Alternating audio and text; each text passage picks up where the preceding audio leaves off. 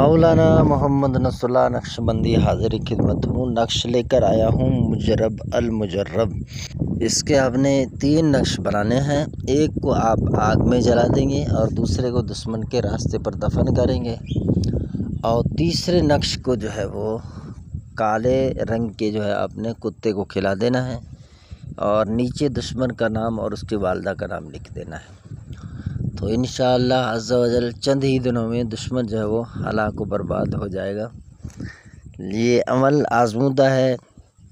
इस नक्श के अंदर चाल चलने की ज़रूरत नहीं है, जैसे लिखा है ऐसे इसको लिख दें। ये पुरानी किताबों के अंदर है। यहाँ पर मैंने कोशिश किया अपने चाल के मुताबिक और इनके आदात को ठीक करके लिखूं। इस तरह रिज़ल्ट नहीं मिलता और जिस तरह लिखे हुए हैं इसी तरह मैंने लिख के इनको इस्तेमाल किया तो फिर इनका रिज़ल्ट है।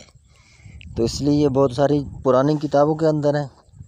शायद इनकी इजाज़त देने वाले ने इसी तरह ही इनको रखा हो, तो हमारे जो इजाफे से नक्श वो काम नहीं करता। इसी तरह एक बंदिश का नक्श था, उसमें मैंने सही कानून और उस्लूब के मुताबिक उसको लिखा तो उसने काम नहीं किया।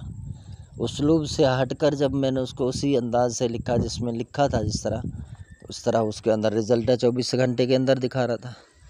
तो बेहतर यही है कि आप इसको इसी तरह ही लिखें। अगर आप आतिशी चाल से लिखना चाह रहे हैं तो भले आप आतिशी चाल से इसको लिख दें। इस तरह मैं भी इसको लिखता हूँ आतिशी चाल से।